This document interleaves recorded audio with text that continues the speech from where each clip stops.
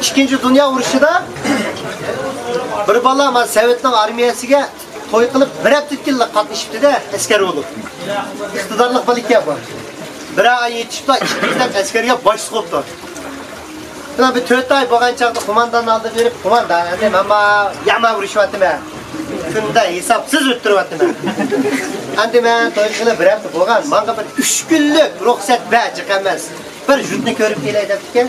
Ya bo'ldi gap yo'q. Ruxsat berma, ammo bir shart. Nemisdan ushni akilisa.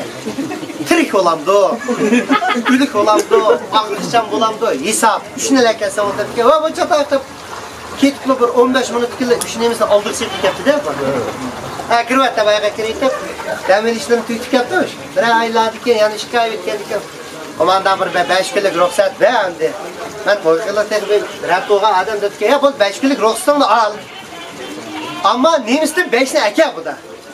5 gün bo'ldi. Qago'ya qo'ynadik. Chatoq ketib 20 minut keyin yana 5 nemisdan oldiq sertifikatida. Buni solib yetib, demimizni tuytibki, bir yil bo'lganda qo'mondan bir 10 kun ruxsat bermasang bu faqat bo'lmaydi ekan.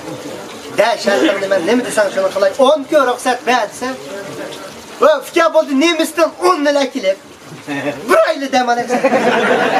İşim sıkımatdan bir oy damal, bir oy bo'ldi. Gap yo'q. Bir oyli.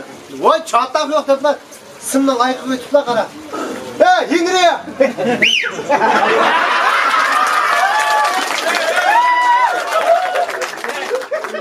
Ya adaş, on ne?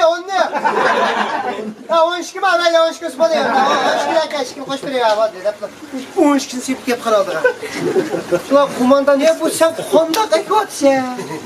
Bu desemler ki sen o desen. Va şu anda qarshi tarafda bir yeng to'ygan bola var. Uni kerak bo'lsa men berman, men kerak bo'lsa.